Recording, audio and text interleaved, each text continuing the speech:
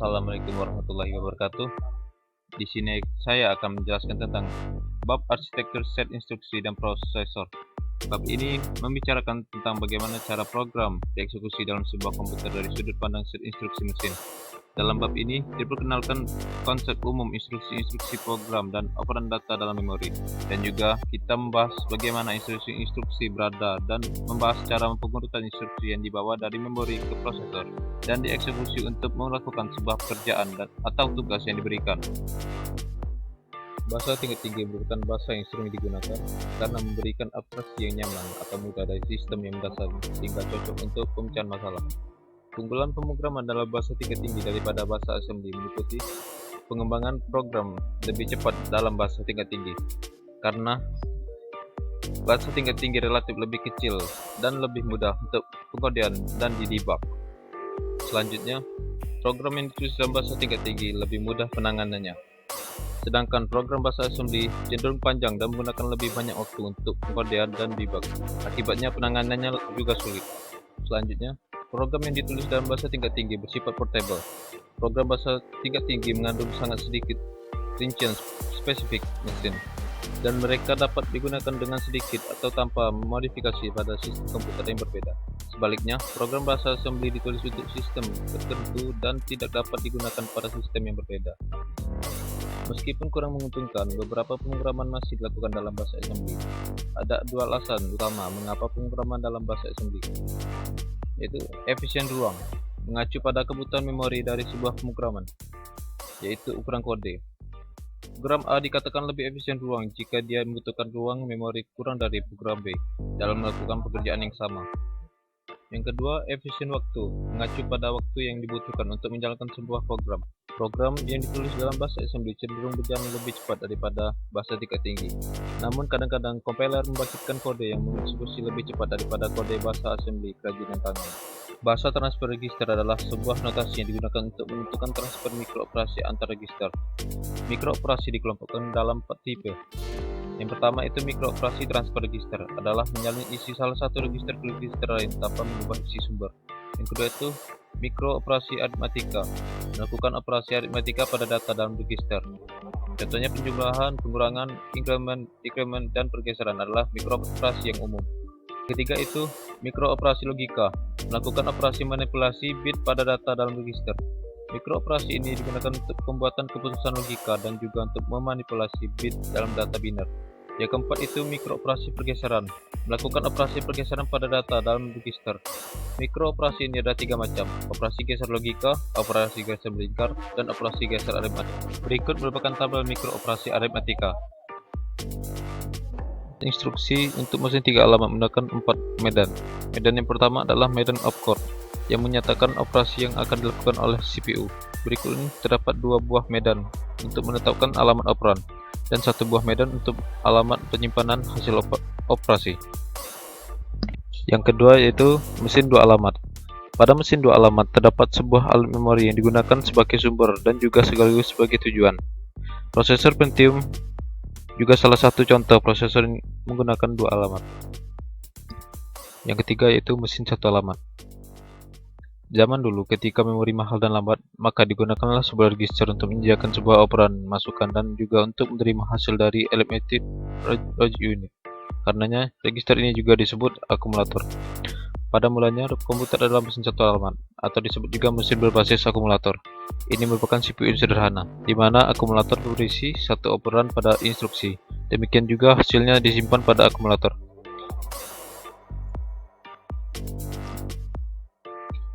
Arsitektur mesin 0 alamat. Arsitektur mesin 0 alamat juga dapat disebut CPU berbasis stack, merupakan daftar yang didorong ke bawah dengan mekanisme akses last in first out, artinya item yang terakhir didorong atau ditempatkan dalam stack. Dia juga yang pertama yang dikeluarkan dari stack juga diperlukan. Semua operan disimpan di dalam stack. Mesin ini menggunakan stack sebagai penyimpanan operan sumber dan operan hasil. Penempatan stack dapat berada di dalam CPU dan merupakan bagian dalam memori. Desain set instruksi merupakan salah satu tugas yang paling signifikan atau penting dan kompleks dalam mendesain komputer. Ada 2 konsep populer yang berhubungan dengan desain CPU dan set instruksi. Yang pertama itu Complex Instruction Set Computing. Yang kedua itu Reduce Instruction Set Computing. Complex Instruction Set Computing mempunyai karakteristik seperti set instruksi yang besar, operasi-operasinya kompleks, mode-mode pengelamatannya kompleks, perangkat keras kompleks, waktu eksekusi panjang atau lama.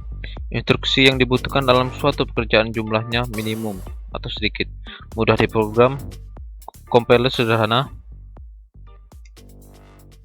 Sedangkan Reduce Instruction Set Computing mempunyai karakteristik yaitu set instruksinya yang kecil, instruksi sederhana sehingga dapat memberikan eksekusi cepat.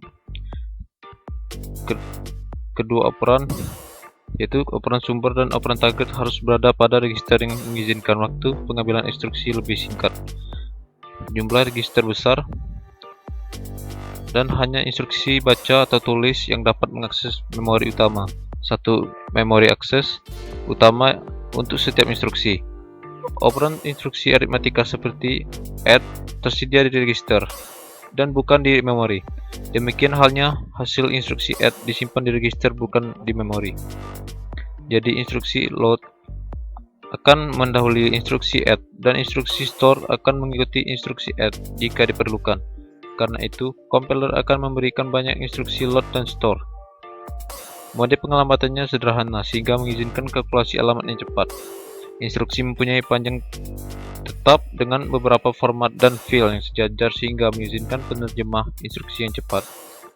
Pekerjaan-pekerjaannya yang kompleks dibangun oleh compiler dengan operasi-operasi sederhana, dengan kompleksitas compiler yang tinggi dan waktu pengkomplikasian.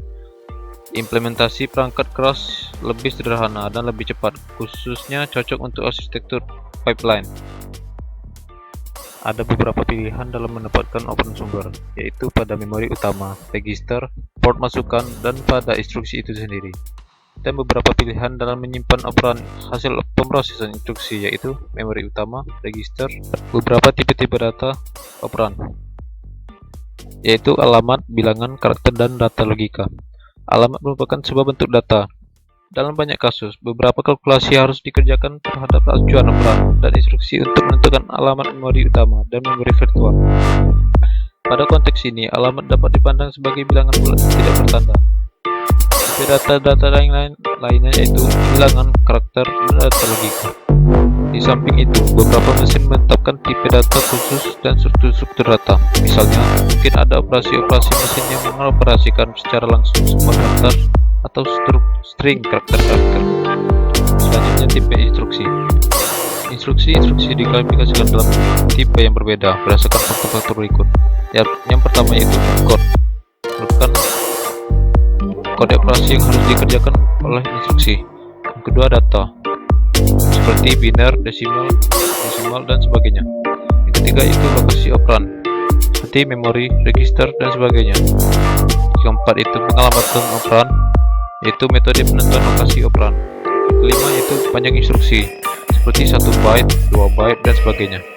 Yang keenam itu jumlah medan alamat, seperti 0 alamat, 1 alamat, 2 alamat, dan sebagainya. Dan juga instruksi-instruksi dapat diklasifikasikan ke dalam 8 tipe. Yang pertama itu instruksi transfer data, merupakan proses penyalinan data dari satu register atau lokasi ke memori yang lainnya. Kedua yaitu instruksi aritmatika. Instruksi ini melakukan operasi-operasi aritmatika. Ketiga itu instruksi logika. Instruksi ini melakukan operasi-operasi logika boolean. 4. Instruksi transfer control. Instruksi ini melakukan modifikasi atau mengubah urutan eksekusi program. Yang kelima, instruksi input-output, merupakan instruksi yang melakukan transfer informasi antara peripheral eksternal dan inti sistem.